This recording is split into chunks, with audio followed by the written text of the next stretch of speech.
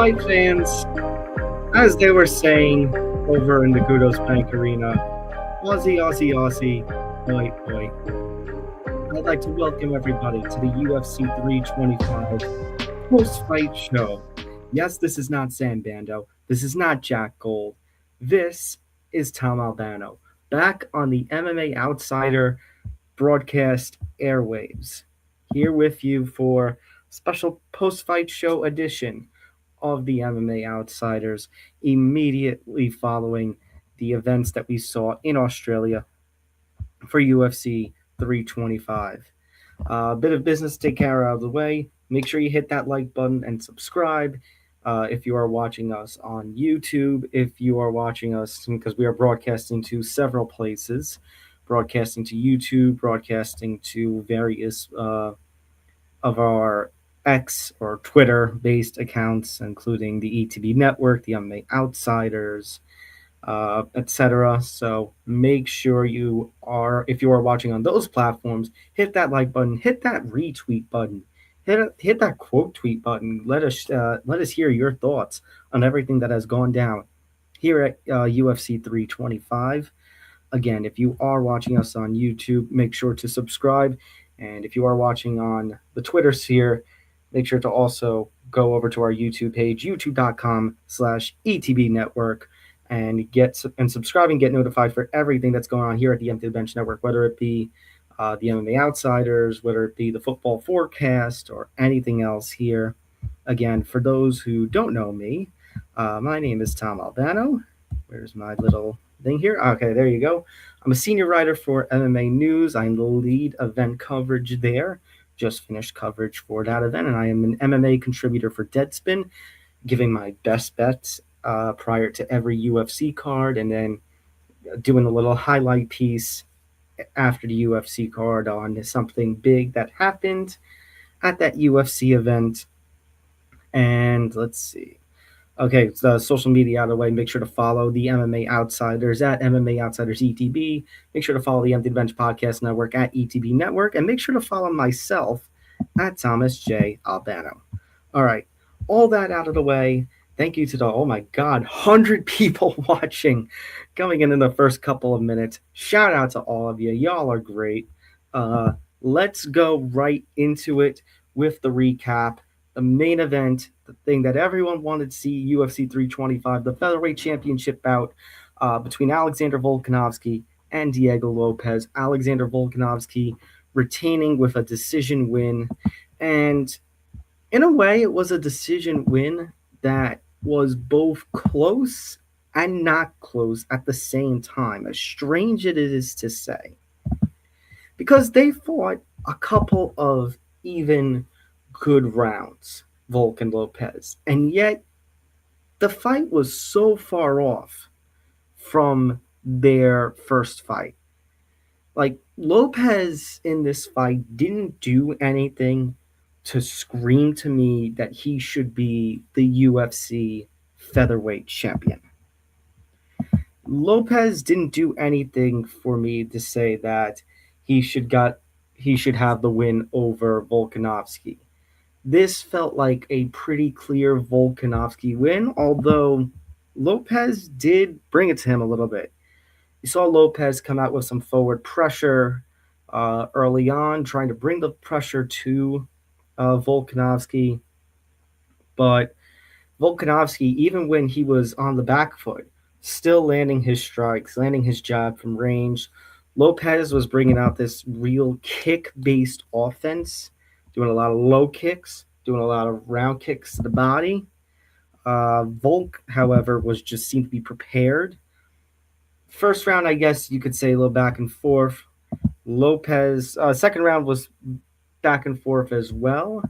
However, I kind of leaned in the direction of Volkanovski for both rounds. Volkanovski landed some pretty strong shots on Lopes in the second. You saw Lopes go for a takedown, and what did Volk do? He jumps the ghillie. Dustin Poirier would be proud. You saw Lopes, however, bring him down, do a standing choke at the end. That felt too Hail Mary-ish, so that's why I said I leaned in Volk's direction. The third round was also clearly Volk. The only reason I would be tempted to even consider Lopes for the third round was the knockdown at the end. Because Volkanovski was strong against him, landed some real strong shots late in that third round. Lopes got a real strong shot in with the right hand, which dropped Volkanovski. Volk was pretty much in clear control for that third round. The only reason I say maybe consider Lopes with the knockdown, because one, yeah. Sorry, getting a little text here. Oh, it's from Zan. Yeah, and I was just texting with Zan Bando, one of the co-hosts here at the MMA Outsiders, and who I originally started the MMA Outsiders with. This is the text I sent him. The only way I see Lopes winning is if a judge gave him rounds 1, 3, and 5. Like I said, 1 was pretty close, and the only reason I would even put the third round in the realm of possibility is because of the rule set, I believe. Anyone who has followed me, whether it be at Fansided and then the news, maybe not so much Deadspin because that's very recent, but here on the MMA Outsiders, I have been a big proponent that I hate the 10-point must system. I shouldn't say hate it, but I prefer the global system or the pride-based rule system and scoring that you saw in the Pride Fighting Championships, or what One Championship and Ryzen have. And in those rule sets, knockdowns gets considered. And knockdowns should get considered too in our rule set, in the must system rule set, but they use the terms effective striking and grappling. And if you're going by that rule set, like I said, Alex Volkanovski, it wasn't even close. It was clear third round for him, a clear fourth round for him, with Volkanovski always seeming to be one step ahead. And then you saw, which is why I said maybe consider the fifth round, the Hail Mary attempts from Lopes in the fifth. He threatens the choke. He goes for the armbar attempt. Lopes seemed to know that he needed a finish in the worst way, but he was unable to get it. Lopes showed a lot of heart. I'm not gonna lie, he did fine. Not as fine compared to the first fight, and I kind of felt a little boring at times. I wouldn't say all the whole way, but at times there were some low points.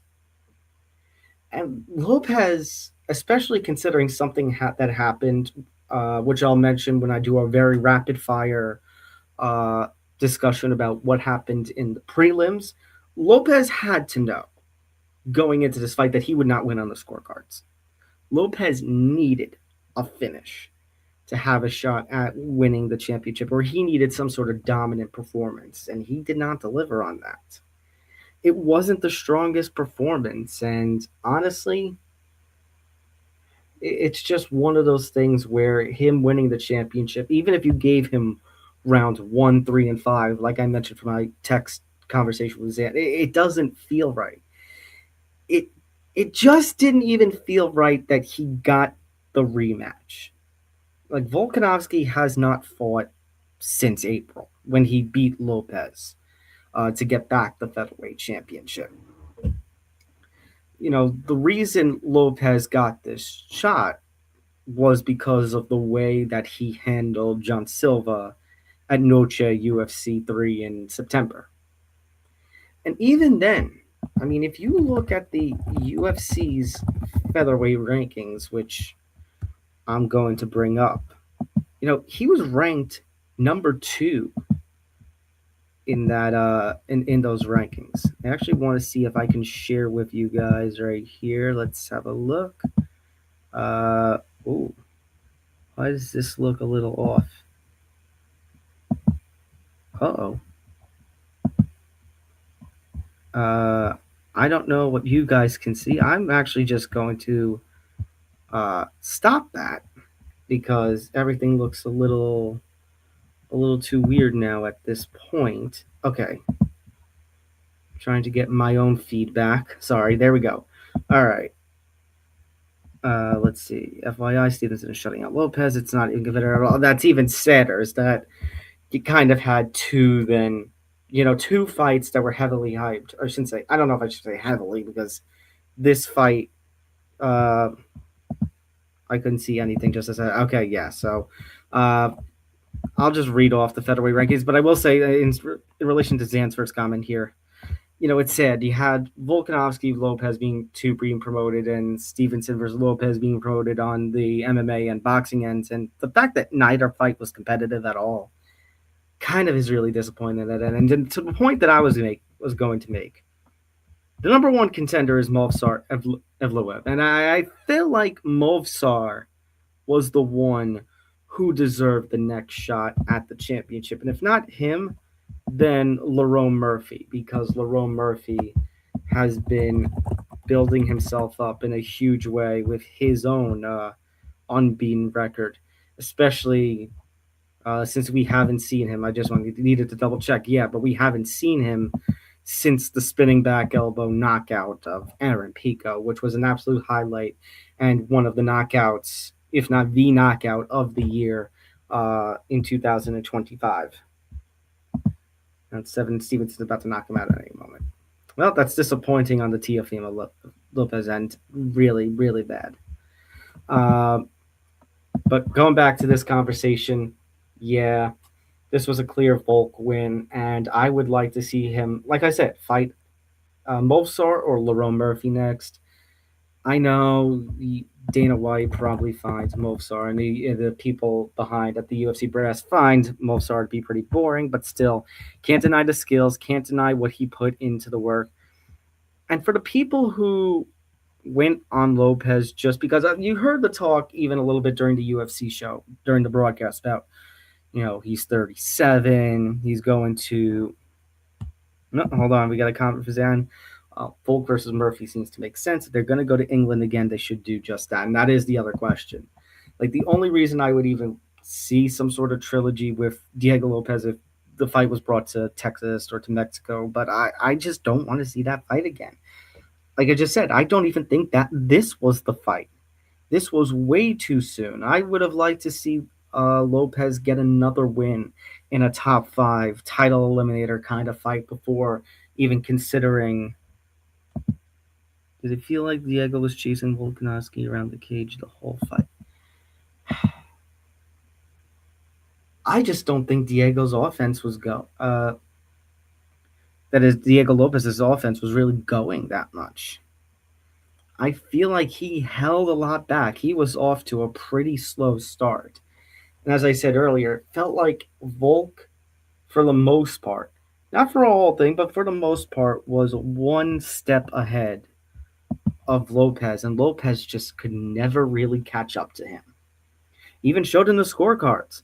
Again, you could say the scorecards maybe had a little bias to it, the hometownness, but the hometown effect, but still, this wasn't the greatest of fights, and I would like to see Lerone Murphy or Movsar get the next title shot. And you look at the rest of the rankings, Yair is there at number 3, but we've seen Volk beat Yair. Aljamain Sterling's there at number 5, but we still need to see more from him. John Silva's still a fight or two away. I feel like there are other but my point is, I feel like there are other matchups. It's time to see some other matchups that are going on. Oh, let me get back to my original point that I was on before I got the 2 comments. For everyone who was talking about, Volk's old, he's at the 37, and the featherweights and the lighter weight classes, they don't do good once they hit that mark. Like I said, unless Lopes really brought something convincing, I was very confident in Volkanovski with this fight. Especially because when you look at Volkanovski's track record, he's beaten Jose Aldo. He has beaten Max Holloway 3 times. His title defenses, he beat Max Holloway the first time to win the championship. He's retained against him twice. He's retained against Ortega. He's retained against Yair. And his only losses in the Octagon have been Islam Makhachev and Ilia Topuria, which, if I'm not mistaken, aren't those 2 the top pound-for-pound fighters in the world? And I just did a double check, and yes, they are. I feel like you cannot penalize Alexander Volkanovski for that. They're the two top pound for pound fighters in the world. They're two weight class champions. You can't hold that against Volk. This was a fight where if he lost, you could have held it against Volk, but Volk didn't. Volk won this fight pretty handily, and I'm not too worried about what's next.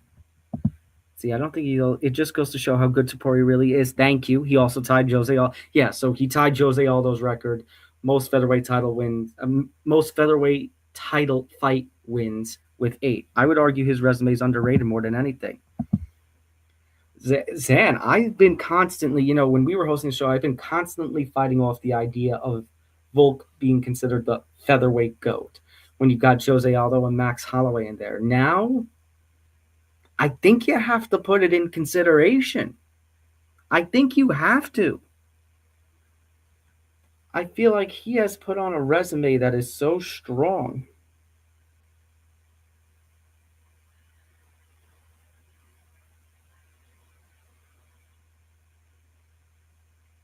I feel like he's put on a resume that is so strong now. And the fact that he is putting up these featherweight records and is now in the UFC history books, I feel like you have to. Well, hold on. He has wins over both to where I don't think it's even a debate, but I can understand to push back a little bit. I mean, a couple of years ago, yes. But like you mentioned, here's another thing. Consider Ilia Topuria. I would not put him in the featherweight GOAT conversation. But the fact that he has wins over Volk and knocked out Max Holloway, and it's very rare for Max Holloway to get knocked out. In fact, I think Ilia Topuria was the first in the Octagon to even knock out Max Holloway. What that says is the level of talent that Alex Volkanovski has lost to. And the fact that the only people he has lost to in the Octagon is him, Ilia, and Islam Makhachev, who, other than one time in the Octagon, hasn't lost and has won championships, as I said, in 2 weight classes, just like Ilia. I feel like that speaks volumes about Alex Volkanovski. He has that amazing fight with Brian Ortega. He is able to easily handle Yair Rodriguez while he's in the middle of trying to chase Islam for the lightweight championship. He has the homecoming that he has. There was a lot of concern. Think about his first fight with Diego. There was a lot of concern that he was going to lose that fight because he was getting to the older point and he had been knocked out brutally. It had been a while since we had seen him. I think it was 14 months since we had seen him after the knockout loss to Ilia.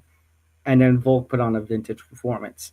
Speaks volumes about Volk. And yeah, I think at this point, you have to consider if Volk is not in your top 3 featherweights, you're just a hater.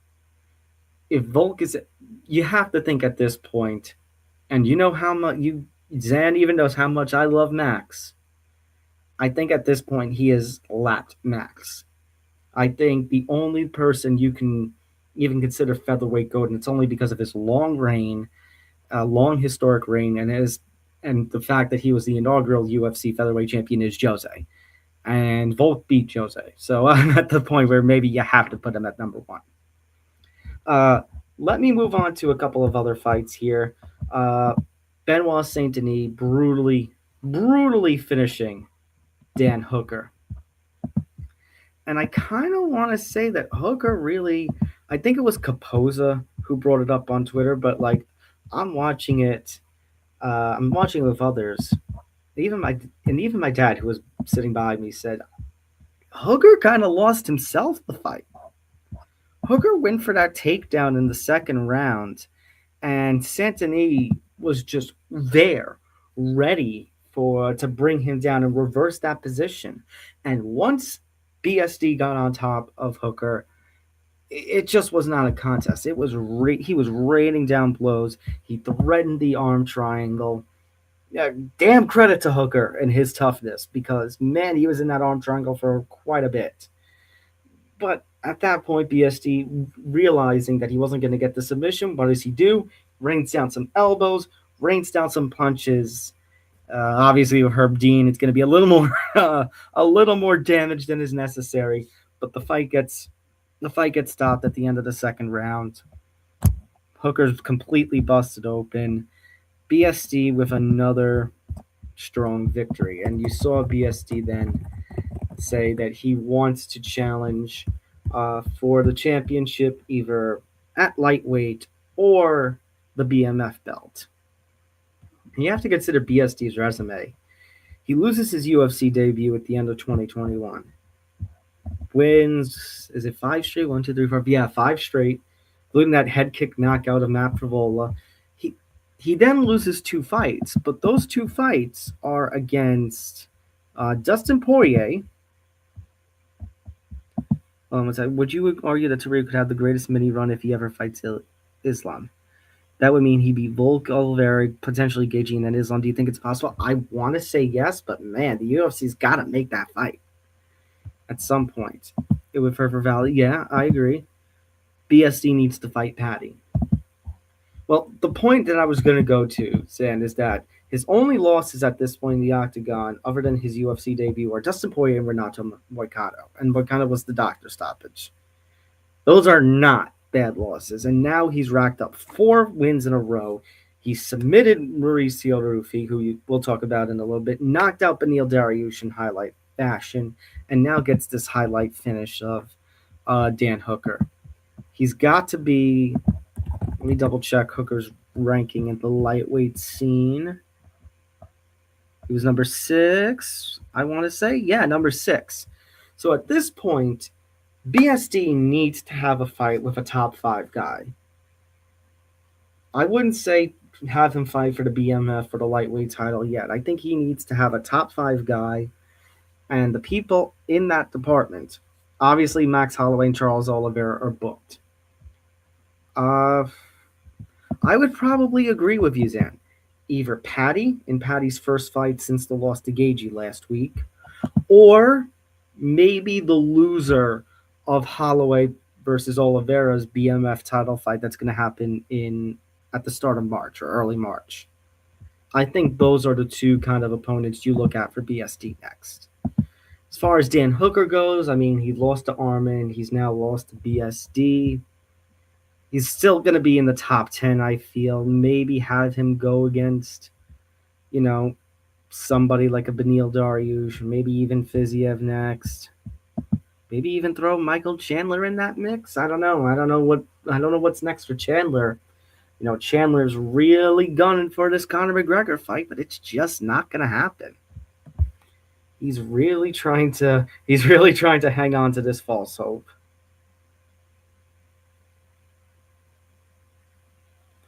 Let's see. What do we have next? We'll talk about the Mauricio Ruffy fight next. I mean, good, necessary rebound for Mauricio Ruffy. Now, Ruffy was touching him up on the feet. He's touching up. Let's see. Okay, speaking of this point, who do you think realistically will headline the White House event? All right, I'll pause on the Ruffy talk to mention this. Actually, no. Zan, I'm going to ask your comment to wait. And that's only because I want to bring the White House event up as it relates to the heavyweight fight. Let's go back to this one. Ruffy was touching him up on the feet, but even then, I still felt like he wasn't doing as much as we're used to seeing from Mauricio Ruffy. Mauricio Ruffy has a lot of potential. And there was this feeling out process. Ruffy put him to the fence, and he was trying for the clinch, trying to use the clinch to his advantage. We've seen Ruffy use the clinch to his advantage so far in his MMA career, but Fiziev worked his way off. There he saw a lot of power strikes coming forward. You saw Fiziev try to cut off the cage, and it seemed to be working. Fiziev seemed to really use his footwork and use the strategy of cutting off the cage to his advantage. It wasn't a lot of combinations, I felt. I felt both guys were going for a lot of single power strikes, which not necessarily... Like, I get why fighters do that, but I'm a fan of trying to just, go for the combinations, see what you can land with the combinations. But for Ruffy, it seemed to work because all of a sudden, in the middle of the second round, here comes that hook. Stuns Fiziev. See Fiziev trying to get his feet right back under him, but Ruffy's just chasing him, putting out the offense, and just not letting him get any sort of room to breathe. Overwhelms him. Fiziev goes down. We got a TKO. Ruffy had that loss to BSD in September. This was a necessary rebound, and I feel like Ruffy's back on track. He's got the finish of Jamie Mullarkey. He got the decision win over James Longtop. Got the knockout, spinning wheel kick knockout of King Green, or Bobby Green, as you want to call him that, at 313, 11 months ago. I feel like he is right back on track and very quickly rising up the ranks there. You saw he's obviously going to go from 14. I think he's going to end up being in the top 10. I don't know if he's going to replace Fiziev at 9. I could see Moicano moving up to 9 and Ruffy going up to 10. Maybe he does jump him. Maybe he does jump Moicano to go to number 9. And at that point with Ruffy, you're going to end up seeing him in a matchup in the top 10. And maybe Hooker then gets paired up with Mauricio Ruffy to see if Hooker still has the ability to be there in the top 10. Maybe it's another opportunity for another up-and-comer like a BSD, who, as I mentioned, Ruffy lost to back in September. See if Ruffy can elevate himself, too. As far as Fiziev goes, he's going to go into the top 15. He's going to go to the 11th to 15 portion. And, let's see, Fereziam is there. Maybe a matchup with him, or maybe a matchup with Manuel Torres, or maybe they're going to give Fiziev somebody unranked. Actually, I could see him getting somebody unranked to see if he's still even capable of being in the top 15. All right. Reason I held off on your White House comments, Dan, is because of this. Now, maybe I have a little bias in me. And the reason I say that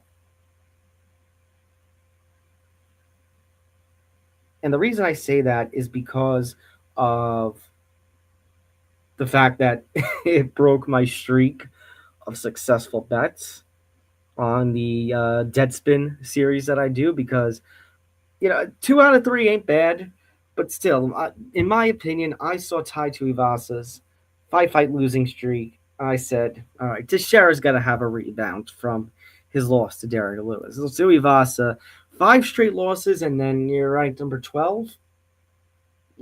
Only in the UFC's heavyweight division. Because anywhere else, you're probably getting cut with 5 straight losses, cut from the UFC. And this guy was ranked number 12 in the heavyweight division. And I find Bam Bam Tuivasa, I'm even wearing his shirt because they're in Australia, entertaining. This fight was not. And I kind of saw this comment floating around social media, and they're right. This fight was emblematic of everything that is going on and everything that is wrong in the UFC's heavyweight division. The fight was sloppy. You saw Teixeira. The fact that Tallison Teixeira was able to mount Tai Tuivasa on more than one occasion and not get the finish, I'm sorry, that sparks a lot of questions. Lose to Derek Lewis, fine. Derek Lewis is a legend. Derek Lewis, even though hasn't had always the greatest of fights, he is still a legend. He's the knockout king. This, I saw one of the fighters comment this, I forget who, was it Deanna, I think, that, there are ways to build cardio. And I know that in the heavyweight division, heavyweight and cardio don't always align. And yet, the heavyweight fighters are capable of more cardio than what we saw here. What we saw here, I don't know. I think of bad cardio fights, and I think of like Aki Bono versus Bob Sapp. I think of I think of Dada 5000 versus Kimbo Slice. And I feel like Tallison Teixeira versus Tai Tuivasa. Not that it was a terrible fight. I've seen worse, but this, yeah, is all I have to say. Oh, this was crap. And this is the top 15 of our heavyweight division, folks. UFC heavyweight division is such, as the British say, shite. So, to go to your comment, Zan, about this, I mean, here's the thing. You think of the White House card. Now, I've been on record about saying this. I think I said it when one of your initial playback streams of the MMA Outsiders, when you and Jack, with you and Jack hosting. I've said this to colleagues and students of mine at my workplace. You know, I feel like, sorry, I should bring that back up. For a card like the White House event, a once in a lifetime, spectacular, historic, every adjective, similar adjective you want to put in here, kind of card, you need something glamorous. I know for Noche UFC 2, UFC 306, you want to call it, they did the the bantamweight title fight with Sean O'Malley and Rob Davalishvili. But I feel like the White House card needs a little more importance than that. And there's just, I'm at the point where I don't know, Zan, because first it's, John Jones isn't going to headline this card, and he has the criminal history, he has the accusations made against him last year, he's on the outs. And now all of a sudden, so I think, okay, you know what? Gimmick, numbered card event, or whatever it's going to be, needs maybe some sort of special gimmick. And I hear Conor McGregor's old music play, and I think, okay, you know, that would be maybe an appropriate place for Conor McGregor's first fight in 5 years. But it seems like that's not going to be a thing, especially with, you know, how much Michael Chandler is tasting that fight and isn't going to get it. And then you have, I think it's Peter Yan making the comment that the Russians aren't going to be welcome on the card. Which I don't know if that's true or not, but rules out maybe that kind of rules out Yan versus Marab. So I don't know. What do you do now? Kayla Harrison versus Amanda Nunes, but then Harrison's got the neck injury. Like, we're running out of ideas. Which means with this kind of card, you have to put one of your big three on. You were talking about the you're talking about the Topuria versus Islam fight. Those two and Alex Pereira have to be in consideration to headline the White House card. I know none of them. Hold on, tell me that isn't exactly like the Derek Lewis fight in Brazil in 2023. That was a near microcosm of this terrible fight. Absolutely, Zan. Absolutely. Going back to this comment, though, I feel like even though Ilia Topuria, Islam Makhachev, Alex Pereira aren't American, they are your three biggest stars in the UFC. One of them's got to be headlining this card. And then obviously, you know, the feeling that maybe you do need an American. So, as much as Dana White doesn't, it shows Dana White's hypocrisy, as much as it shows the UFC's hypocrisy, the reason I was waiting for the heavyweight fight on this card to say it, Zan, you think it's Pereira versus TVD, in my opinion? Zan, I told it to you and Jack on your first, or one of the first playback streams episodes of the MMA Outsiders that you guys did. I've told it to people there, you know, and I am guilty of saying that I would rather Conor McGregor fight on the White House card than John Jones, but you're talking about needing a White House main event, and you're talking about a fight that you need for the heavyweight division. I'll just say it. The UFC needs to book John Jones versus Alex Pereira. They need it. What else at heavyweight? For all the talk that heavyweight in combat sports is the glamour division, where is your glamour? Your glamour is in 4 people right now at heavyweight, maybe 5. It's John Jones, Tom Aspinall, uh, Alex Pereira, if you allow him to move up. The UFC should, especially considering there's been no person in UFC history who has won championships in 3 weight classes.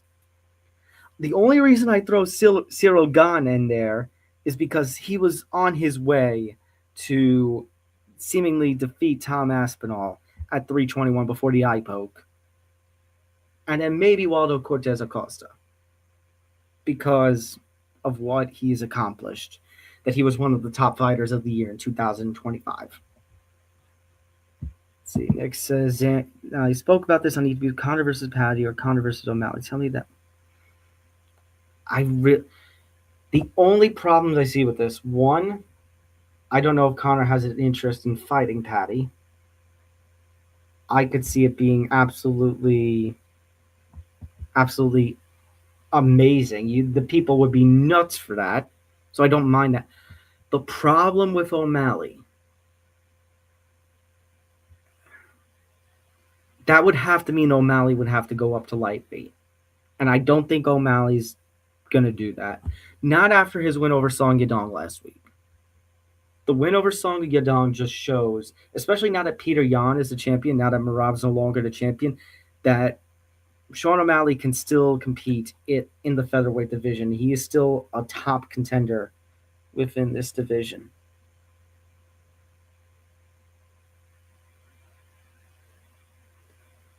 That's what I think. Gane will be an emergency, but I honestly wouldn't hate it.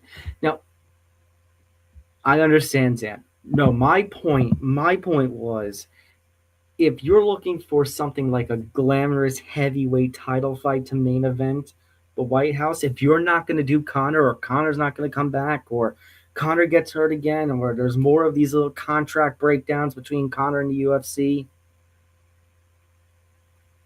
the UFC may be in a position, and considering we don't know what's going on with Tom Aspinall, it's a very murky situation what's going on with his eye. They may have to consider John Jones versus Alex Pereira. And I say, why not? Xanta mentioned something that you and I would always talk about, heavyweight mini tournament. Heavyweight mini tournament. What about Topuria versus Gaethje? It's right there. Yes, is Topuria able to do this in time? Topuria was aiming to come back, now that hopefully the court stuff is done, hopefully was able to aim for some sort of spring or summer return. Topuria versus Gaethje would be perfect for the White House card as well. I guess I'm just worried that this court stuff is not going to be done. Or something's going to come up, and then that's ruined. All right, so if we're talking about potential White House, he's claiming that it'll be done by June. I really, really hope so, Sam, because my point being, the UFC is already seemingly running out of options for a glamorous main event for the UFC White House card. You know what? I will put this on here because if the UFC and Dana are trying to avoid Conor or John for whatever reason, criminal history, negotiation, etc., I'm going to give credit to you, Zan. This would be the match that they would need to make. That or Nunes versus Harrison. But again, with Harrison's neck surgery, I really don't think June is going to be enough of a timeline, enough of recovery time, especially considering it's going to be against Amanda Nunes. So, you know what? To give credit to you, it's Topuria versus Gaethje or bust. It's Topuria versus Gaethje, or the UFC has no choice but to consider either a Conor McGregor main event or Jones versus Pereira or some sort of heavyweight title fight. Otherwise, there's going to be a lot of Otherwise, there's going to be some disappointment.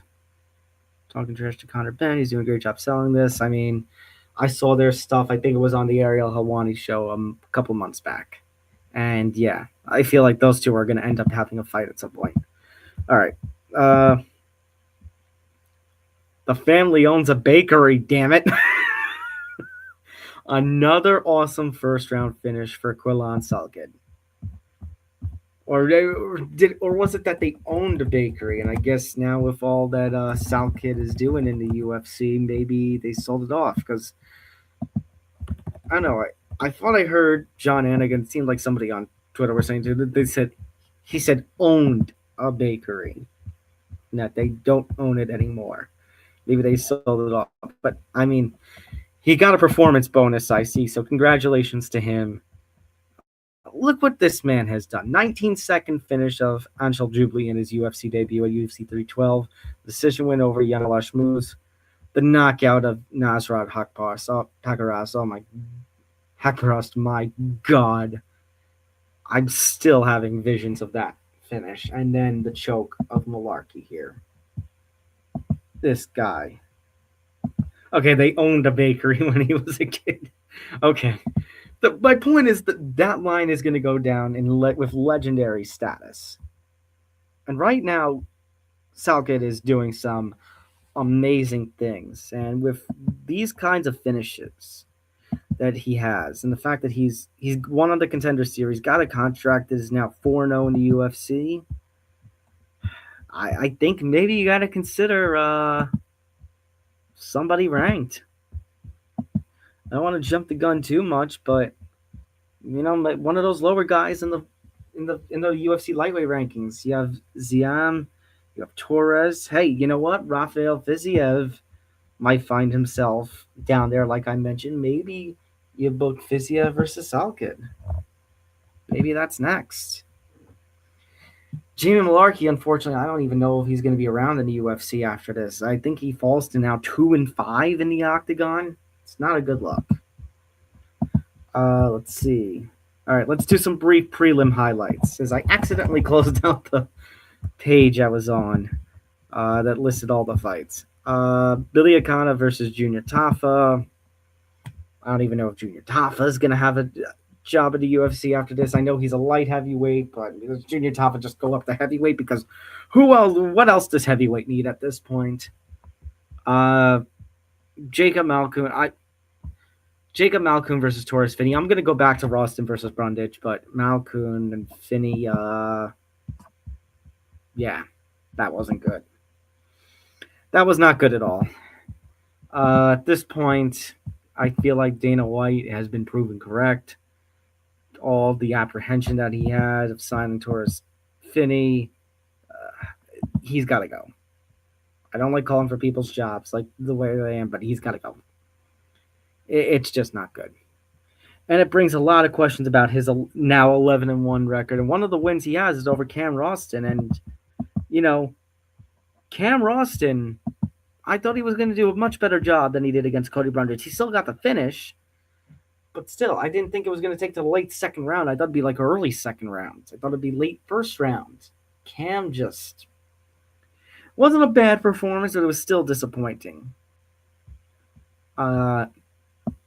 Jonathan McAuliffe I wasn't too familiar with, and now it had been a while with him, but I got to give credit to him. He's doing pretty. It was a strong performance in his submission win over Oban Elliott. Con Offley. Let's see if I can find a effect for this. Let's see if there's a perfect sound effect here.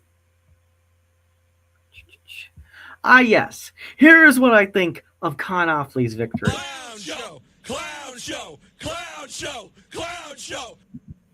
We already have a nominee for Robbery of the Year, in my opinion. It wasn't as dominant as Volk versus Lopez, but still, to me, that was a clear Yiza win. Where the hell did the 29-28s come from? I thought Yiza might have gotten a 10-8 the round 2, but Yiza had a 10-8 in that fight. That could have been a draw, and even then, Like, this is why I said Lopez should have gone in with the expectation that he needed to get a finish, because it was pretty clear from early on that the judges and officials were going to have that little hometown bias on there.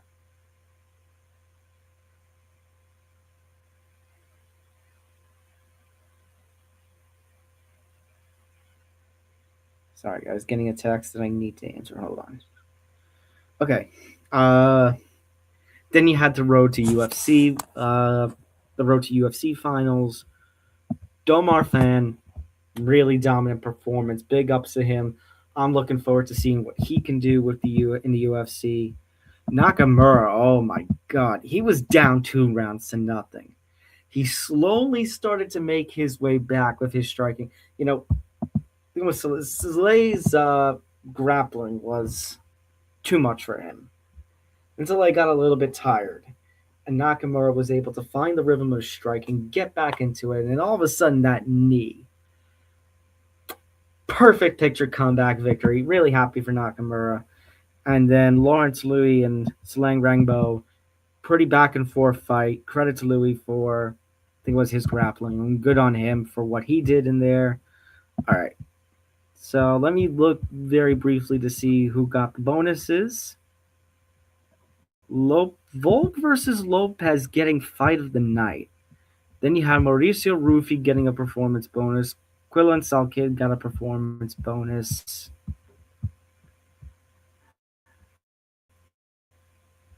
I don't know, man. Did they give it to Volk versus Lopez simply because of the crowd response? Did they give it to Volk versus Lopez simply because of the fact that it was the main event? I don't know, man. I probably would have given it to Saint-Denis versus Hooker. I would have given the fight of the night award to Saint-Denis versus Hooker. And also, for what we saw last week, with all of the incentives, all of those little incentives to do better, and try to aim for the finishes, was it the $25,000 that Dana White was offering up for each finish? Didn't really feel like everybody was all that motivated or, was trying as hard for the finish. Now, ultimately, we got, let's see, 1, 2, 3, 4, 5, 6, 7 fights of the 13 ended in finish. So still half. Still, feel like this was a card that still could have done better, but maybe that's the penalty that the UFC gets for booking the back-to-back numbered or old school pay-per-view cards 2 weeks in a row. All right. Anyways, we're kind of on the downward end to this show, so if anybody has any last-minute questions, feel free to drop them in. So, question from Zan. UFC 326 card is, the co-main event of the UFC 326 card is TBD. Who would you book for that? So yeah, they basically announced today that the UFC 326 fight is still to be determined. Reason for that is because Brian Ortega versus Renato Moicano was supposed to be, I believe, the co-main event. That fight was supposed to at least happen. I don't know if it was going to be the co-main event, but basically it seemed like that's what it was going to. Seemed like that was the unanimous. That's what it was going to be. But now Brian Ortega has confirmed, I believe, a foot injury. He is out for that fight. I really want to see if we can still find somebody, Zan, who can fill in and face off with Renato Moicano. So if we look at the UFC lightweight rankings here, Gaethje is obviously going to be unavailable. Oliveira and Holloway's the main event in their BMF title fight. Pimlet's more than likely not going to be available. It seems like some slim pickings here. Now, what I'm going to say is a pretty controversial opinion. Actually, where is Brian Ortega? Brian Ortega is still ranked at number 10 at featherweight. Hey, let me double check something here. That's what's supposed to be a lightweight fight, right? Okay, yeah, it is booked as a lightweight fight. This was supposed to be Ortega's first fight at lightweight. First fight at lightweight or second? I remember the whole controversy that Ortega was going through. I'm tired. Let me double check something. Okay. This is going to be his official lightweight debut because the last fight was against Aljamain Sterling. That was in Shanghai, and you had that whole big controversy. With the way that Ortega showed up. I don't even think that fight should have happened, if you want me to be really honest with you.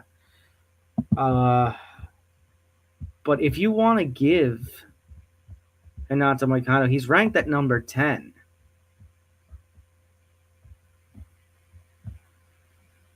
I know it was going to be more of a welcoming party for Brian Ortega into the lightweight division. But still, to go from Renato Moicano to one of the guys in the 11 to 15, I don't think is going to be enough. Okay, so Zan with a follow-up question. Do you think BSD could be 100% for that? If he's healthy, they may not have a choice. I would love to see a rematch between BSD and Renato Moicano. This was actually, Zan, the point that I was going to, is that you were promoting Brian Ortega, who I know track record's a little rough of recency, but still, he's still a name.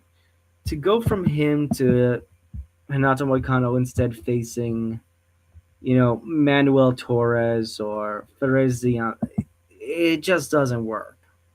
So BSD is still an option. I have another option, but then I know you're going to say no, and the UFC is going to hate it, but trying to give opportunity after opportunity. I know he's kind of in the doghouse right now, but a way to Dana's heart is with an emergency fill-in, unless he's booked for something else. Let me look at it. Let me look him up to see if he is booked for anything. Next fight has not been officially announced. What about Arman Tsarukyan? Like I said, I know he's in the doghouse, but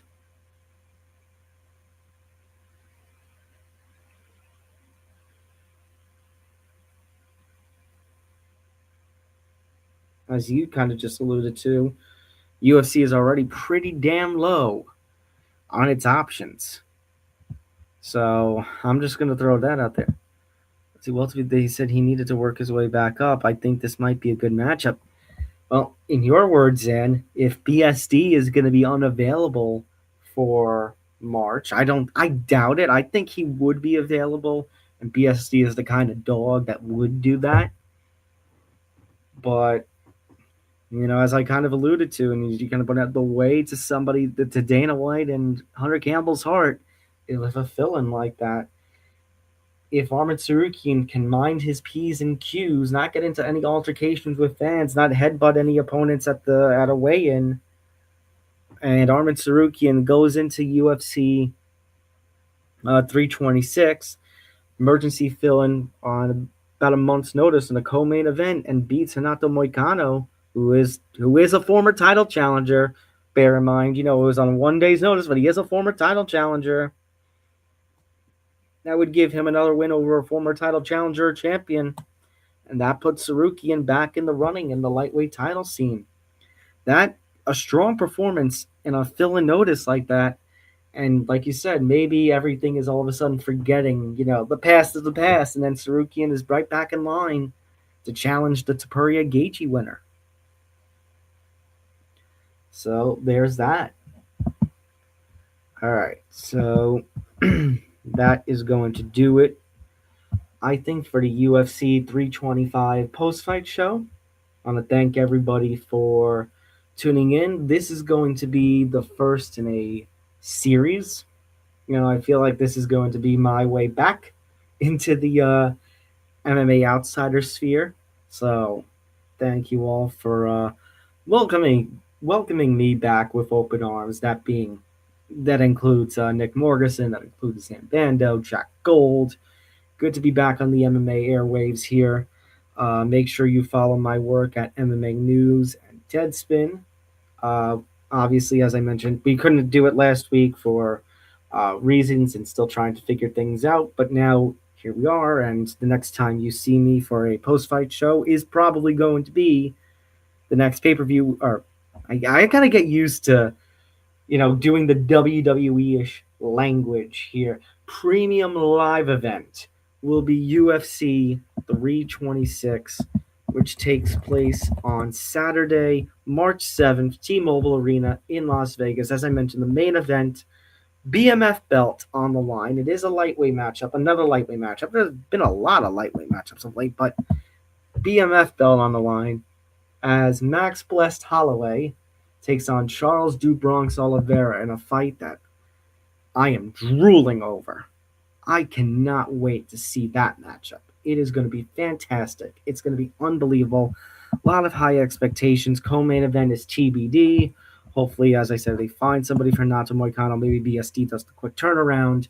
Maybe Armin Sarukian manages to do a fill-in. You got RDR looking to get back to winning ways, and he's taking on Caio Baio, who is looking to rebound from that loss against Nasruddin Imavov. So good rebound matchup opportunity for both men there. RoboCop, Gregory Rodriguez is in action against Bruno Ferreira. You've got Rob Font in action against the rising Raul Rosas Jr. Cody Garbrandt also going to be involved in the card, taking on Zhao Long. Dusko Todorovic taking on Dante Johnson.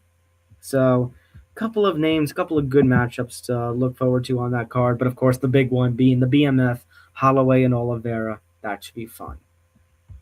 All right. Let me get everything out of the way again. Again, thank you all for tuning in. If you are watching on YouTube, make sure you hit that like button, hit the subscribe button so you get notified for all the different live streams that we do and all our different shows here at the Empty Bench Podcast Network. Not just the MMA stuff, but everything else with sports, baseball, football, basketball, youtube.com/ETB Network for those of you who are watching on the Twitter end across our different Twitter platforms. Thank you all for tuning in as well. Make sure you retweet this stream. Make sure you hit the like button for this stream. Share us your thoughts. Obviously, this was a live stream, but still listen to the MMA Outsiders with Zambando and Jack Gold, wherever you get your podcast. Shout outs to them. They do a hell of a job. And yeah, absolutely fun. Again, my name is Tom Albano, one of the original hosts of the MMA Outsiders. I am a senior writer for MMA News and MMA contributor for Deadspin. I got to go work on my Deadspin article in a little bit, talking about the highlights of, or a highlight of UFC 325. I got to figure out which that is. Maybe it's BSD, maybe it's Volk, or maybe I'm just going to ramble on the state of the heavyweight division. Who knows? It's going to be one of the three, probably. And then you can follow me at Thomas J. Albano. You can follow the MMA Outsiders at MMA Outsiders ETB, and you can follow the ETB Network at ETB Network. So that's going to do it for the UFC 325 post-fight show. My name is Tom Albano. Thank you so much for tuning in, and we will see everybody next time. And Zan and Jack, we'll see you on the next episode later this week for a whole recap of UFC 325, a preview of the first UFC Vegas Apex card of the year. But until then, take care, everybody. Have a good night.